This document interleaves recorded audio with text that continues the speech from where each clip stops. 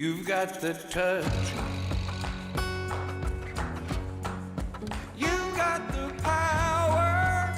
Okay, ladies and gentlemen, ahead of the Western Trilogy, Scott Embry joins me now. I just asked off camera what should I call him, because he's a media presenter, he's a professional punter, he's a jockey manager, he is in-house legal counsel at RAC. How many jobs do you have, mate? Oh, I've got plenty, Scully. Yeah, avid Docker supporter, you can put on many hats. Correct. Well, I mean, that's probably the more disappointing of the four. Mate, thanks for being with us. Thanks to TABtouch. Chatting to all people in racing, across harness, greyhounds, thoroughbreds. You probably go across full scope, I suppose. And we we're chatting just before about the cycle of racing. It's a 12-month gig, and it doesn't stop. No, it doesn't. No, about from maybe Christmas Day, every other day there's racing on. Good Friday. WA was the first to race on Good Friday a couple of years ago, and now every state does. So public holidays, weekends, it's all the same for me. So how did you get into the racing industry? Like, how did it start for you? Yeah, so a couple of different avenues. My granddad was an avid punter. He used to just listen to the races, punt on anything all the time. It was just, something that he enjoyed. So we'd go up there on school holidays and get to know him, and that was always really enjoyable.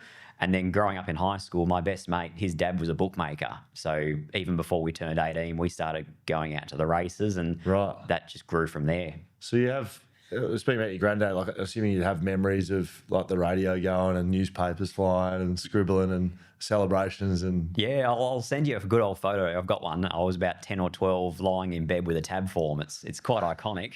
It's probably not great for the schooling image, but yeah, he just absolutely loved it. He was all about it. The radio would play 24/7, and so it just became part of life really early, and then it graduated from an interest to an occupation quite quickly for me, really. So you'd classify yourself as a professional punter? Like, is that what you'd... Yeah, I mean, there's a blurred line between what's professional, what's not professional. That's a good point. It's probably, is it about how much you bet? Is it about how seriously you take it? Like, if you ask me how seriously I take it, it vary. I spend a lot of time on it. I turn over, plenty of money doing it. It got me through uni, so that was a real bonus for me. And the best part about punting, if you can be disciplined at it, you can be successful at it, is it's tax-free money. Right. So you keep your own profits, and you aren't passing it out like you are a general salary. Shout out the ATO. So I did read that you put yourself through uni through doing this. So clearly there's, and you'll be more aware than I will around the dangers of gambling, and I wonder sort of where you sit on that, but also it sounds like if you're going to do this as a profession, like you mentioned discipline, how important that is. You can't be emotional about it. No. Lots of people approach it in very different ways. When I was early in the game, I started working for a professional punter, Ed Kennett, and his mantra was, there's no ability like accountability. And that stuck with me the whole way through. Discipline is a massive part of it. And if you are getting to a stage where you do take your punting quite seriously, it can be an emotional roller coaster if you don't do it properly. Yeah. Because unlike a normal job, if I go to a race meeting and I spend, say, 6 hours doing form prepping for that meeting, or I then go and spend 6 hours at that meeting actually punting, or even if I'm at home on my computer punting those races, watching those races, you've allocated 12 hours to that venture. If you come away from that meeting having lost $1,000, you're paying yourself a negative wage. Yeah. I'm losing $83 an hour in that respect over that 12-hour period. If I have a shitty day at work as a lawyer, at least I'm still getting a wage out of it. Like, it's a very unique occupation in that sense, that you have to be prepared to be walking away from the meeting having lost your money. But the way that I see it, you are putting in the time, effort and energy to prepare for a bet that you might have, and you're putting your money where your mouth is. You have to be prepared to be wrong. And even the best punters out there, the elite level go at, say, 30%. That means that 30% of the time they're backing a winner. Same side of the coin, 70% they're not. Right. 70% of their bets are losers.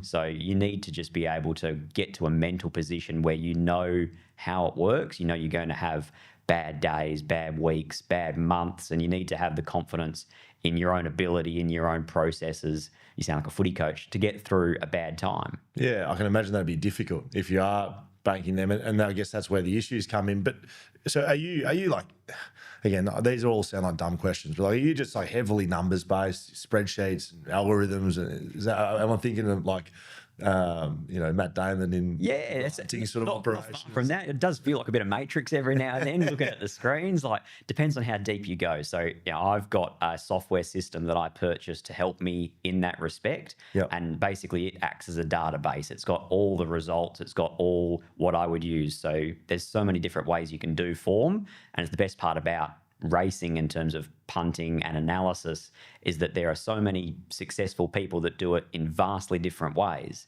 What I do is a lot based on times and race data, which is about how fast horses have gone or how slow races have been run. So who was suited, who wasn't suited. And so I use that sort of way forward. A lot of the old school punters use weights and measures. Racing at the most basic level is handicapped on weights. Horses that have got more runs on the board carry a higher weight compared to the lower weighted horses to try and get a beautiful spread of results. The most competitive race is handicapped the best in terms of weight. So they would do form in a very different way to what I do, and we might come up with very different views on a race. They might be right this time, I might be right that time. In the long run, we can both be successful doing it two very different ways. So it's all about working out what works for you. I'm sure you get this a bit, but biggest win? Like, have you ever had a big win, or are you measured in what you do so you don't have these massive highs? Oh, I mean, there's probably two different questions. The way that I do it, I mark out every single race with a confidence level. So from 0 to 5, being 0, I have no confidence in this race. I can't get a feel for it. I don't want to bet into it. 1 through to 5 at my end being bet to win 1,000, 2,000, 3,000, 4,000 or 5,000. So that gives me a staking level so that I don't over exaggerate. I'll get overly confident. And because, if you get overly confident and you're wrong, those are the ones that will come back to bite you. So I've got a discipline in that sense, yes, in terms of how much. But the other part of the question, probably not the biggest win I've had, but probably it's a real good story, was there was an opening day at Mount Barker, and I went down working for then Sky Thoroughbred Central, and I had 200 in my wallet cash that I'd taken down. Opening meeting, I love to have a wider quaddie because it can throw up a few rough results. Some horses are fit, some aren't quite, new horses in the region. It can create results. So I had a wider quaddie. First leg was Willow River, paid about $4. We're in nothing special. Sam Faithful's a trainer down there. Tash Faithful's mum, you may have heard of Tash, really successful country jockey. Yep. Her mum's got a really good record first meeting of the year. So no matter what, always throw Sam's horses in. Second leg, brilliant, paid $28. Now we're in good areas. Yeah, we're talking. Third leg was $15. So back-to-back winners, I think, was Molly 200 and Speed Bandit. And then the final leg, I had an old rule that I'd picked up from a bookmaker that I worked with, and he loved horses that were first up without a trial, racing from the dirt back to the grass. So horses that had gone to Broome or Port Hedland or Roban didn't necessarily handle dirt racing, and then they come back to the grass and all of a sudden people forget about them. Went no good at Broome, it's obviously no good, but back on the grass, totally different scenario. So there was a horse of Ray Malpass's that had that profile. It goes in the quaddie, has to, that's the rule. Bobbed up in the last, Foxy Lad paid $41.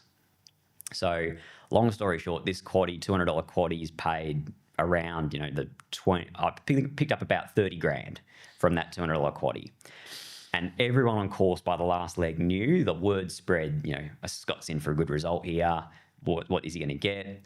So take the ticket up to the tab machine. There's not enough money to pay you. We can't do this. You have to take it to tab headquarters. You're going to have to sign a stat deck because it's a collective over $10,000 cash. Can't do it. Here's your ticket back. So many of my mates are around by that stage. Everyone knows you've had a good win. Let's go to the bar. Let's go celebrate. Walk over there. $5 red cans. Everyone's up and about. 1, 2, 3. Let's grab 6. That'll be $30. Card comes out. It is a cash bar. So open up the wallet. It's empty. I only bought 200. I've had it on the quaddie. So I had to go into the jockey's room and I hit up Geordie Turner and snipped him for 50. Borrowing money with 30 grand ticket in his pocket. So everyone's talking about how Scott's got this big quaddie on course. And I'm over there borrowing money to buy beers. That's actually very good. Yeah, it was a great day. But Cash is king. yeah, it was a strange feeling. So the jockey manager stuff, like how did you get into that? Yeah, so I mean, First and foremost, so I'm Chris Parnham's manager and now his brother Brad as well. Yep. So I've got 2 jockeys that I work with and do their rides. So I'm sure outside of racing, lots of people don't know that jockey management is a job. No, I didn't know. So for someone like Chris, at the moment, Chris has ridden the most winners in Australia. So he is at the peak of his powers, going really well. You know, hopefully, if he can hold off Willie Pike, he'll win his 3rd Jockeys Premiership this year. As a bloke that's 27, 28. So Wow. Chris is very good at what he does. So he needs help because he gets so much opportunity, so many offers. So this weekend there's 9 races. Naturally enough, he's got 9 rides. But coming into those meetings, he probably had 40 offers for different horses he could ride. So he needs help picking out what he should or shouldn't ride. Makes sense. And it's a bit of a balancing act. It's not just about riding the best horse in every single race. You'd love to be able to do that, but you also need to manage relationships. He's got 4 or 5 prominent stables that he rides for regularly. He's the number 1 rider for Michael Lane, for Danny Morton, for his dad Neville Parnham, for Simon Miller, for Sean and Jake Casey. They're high quality stables that have all got very good horses. Yes. He's in a privileged position like that.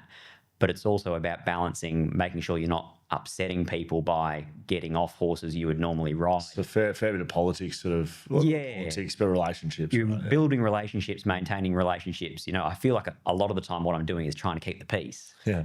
Because, all of those trainers have such good horses that they're going into races with the expectation that they can win. Yes. And so that also comes with the expectation that someone will want to ride their horse. Yes. And when you've got 2 horses clashing or 3 horses clashing, it also comes down to do you make the right short-term decision, what I think can win this Saturday, Yes. or what's going to be a better ride next Saturday or the Saturday after, and how do you manage those moments? So Well, someone like you with racing knowledge, and given that you try to think that you know what's going on around each horse and each trainer, Yeah. you're in a good position to be able to help, right? I am, but I'm also in a position where I'm also, very front and centre, and I'm at all these meetings working on 7+. Yep. So if I upset someone at Fields on a Tuesday, I have to see them on the Wednesday the next day. I'm going to walk past them.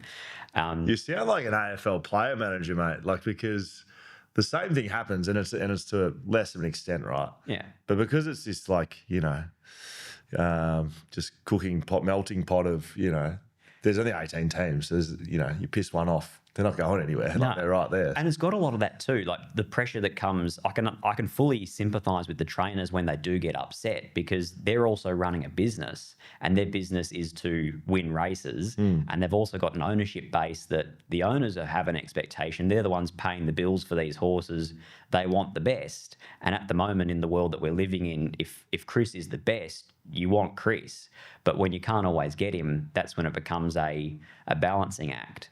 So then, I've got his brother Brad as well now, and that's made my life a little bit easier, because sometimes it's less upsetting. No, you can't have Chris, but you can have Brad. Yeah. And that sort of mellows it out a little bit. Yes. And it's a good opportunity for Brad too, because Chris obviously has so many offers that there are crumbs to pick up.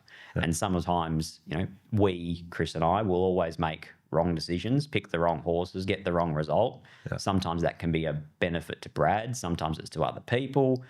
But yeah, there's quite a lot that goes into it, but most of it is around the racing knowledge, the communication between the 2 of us, making sure we're on the same page, and then obviously making sure that the trainers are understanding and the decisions that are being made. Like, if you can justify a reason you've picked a horse, I feel like people are okay with it.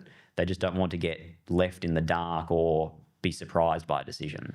How many hours are you spending on the racing side? I know we mentioned you're also a lawyer, but from the racing side of things, is it how many hours are you putting in a day on your racing days? Yeah, so lots. So obviously I work generally 3 meetings a week. That's in feet on the ground, on course, doing the live coverage on 7+. Yep. So they're probably, depending on location, Ascot or Belmont, 6-hour day, Pinjarra or Bunbury or Northam, add in the travel. on those meetings, you have to go to the country. And the prep, right? Yeah, That's just yeah, time on course. that's just time on You're course. You're not just rocking up and just, flinging it into the No, window. like today, recording day, like the meeting is at Albany. So Yeah. for those two that have gone to Albany today, we check in for that flight 7 a.m. They fly to Albany, do the day, flight home 7 p.m. Wow. That turns into a 14, 15-hour day Yeah. by the time you go door to door from home to home. So those are probably significant hours, but the prep time for me is even more. So, I write a written blog for TABtouch on the TABtouch app for Yes. every WA thoroughbred meeting. Yes. So not just the typing time, those are about 1,000 words each, Yeah. but it's the prep to be able to put those thoughts into words. So doing the form, a lot. So I will watch every race in review 2 or 3 times. Most of those are 1.5, 2 minutes each. That all builds up across a meeting, and then preparing for a meeting somewhere in the vicinity of 30 to 40 minutes per race. So in a week, it's a lot of racing. If there's 5 meetings with 8 races each, there's 40 races. It accumulates quite quickly. Some time, definitely. We should finish off on the Quokka. Of course, WA's richest race, $5 million on offer, a slot race. What have you got for us in regards to that? We're way out now, like we're just at the end of March. That's on 26th of April at Ascot. Yep. Are we close enough to a bit of form, bit of who you like, names? Like what's happening? Yeah, well, there's a few chips that are starting to fall. Yeah. Obviously, TABtouch have a slot, and they just roped them in. Who won the Bluff Knoll at his first up run for Steve Wolf? He's a really young, progressive sprinter. He's still getting better and better. I'm sure during the series you'll at some stage get the pleasure of talking to Luke Fernie, who's a real character, and he's got a horse called Bravo Centurion that they've got big hopes and expectations for. He's a real speed machine. Yes. We have spoken to Luke. He trains one of, the only horse that I own with a bunch of West Coast boys. Just giving him a bit of feedback. Haven't had the results quite as we would like, but gave him some strong feedback. Is it 5 down? That's 5 down. Yeah, I know the horse, yeah. Yeah. Do you like that or? Yeah. Yeah, depends. It depends if you like winning or not. Yeah. Scott. Are you interested in a road trip to Kalgoorlie or something like that? Yeah, I reckon we get it on the road a bit. Yeah, it'd be good. Yeah. Sorry, the Quokka. So, well, obviously the first Quokka and the second Quokka won by the same horse, Overpass. He's probably going to come again to try Three-peat? for the 3-peat. reckon it's a chance? Well, he's undefeated at Ascot. He's a New South Wales horse. Right. Every time they brought him here, he's won. So they must enjoy that a little bit, the Overpass owners. Oh yeah, and they're rowdy too. Yeah, they love a bit of an on-course party. I might have to get down and see the guys that own Overpass. Yeah, they're easy too, because in the syndicate, so a slot race, the slot's owned by Ram Racing Syndicate, and they call themselves a bunch of cowboys. So they wear the big cowboy hats, and every time they go to the races, they grow in number. So now there's 150 of them. Right. And so you go there on Quokka Day, you'll see blokes everywhere with these black cowboy hats. And so far their experience has been awesome, because the first Quokka was 4 million, they won it. The second was 5 million, they won it. And they'll probably come back this year and they'll go around favourite. You can guarantee that. How good. All right, I'm going to get down to Ascot in my black cowboy hat. You'll see me down there having beers probably. Scott, been brilliant to chat to you. I'm going to finish with this. Look, we had Liam Duggan, captain of the West Coast Eagles, in here, and he saw that you were coming in and he said, Scott Embry, didn't you win the Norm Smith medal at an AFL Grand Final some other time? Have you seen this clip? I have seen the Where clip. Scott Pendlebury announced as Scott Embry. Yeah, I'll be playing that when I'm old and grey. People have forgotten by that stage. They won't even know the difference. I reckon we might use that for a little social intro for this one. Mate, been brilliant chatting to you. Good luck on the punt with the jockeys, and good luck in the Derby on the weekend. I think I might need it. Thanks, Goey. You've got the touch. You've got the power. Imagine what you could be buying instead. For free and confidential support, call the number on the screen or visit the website.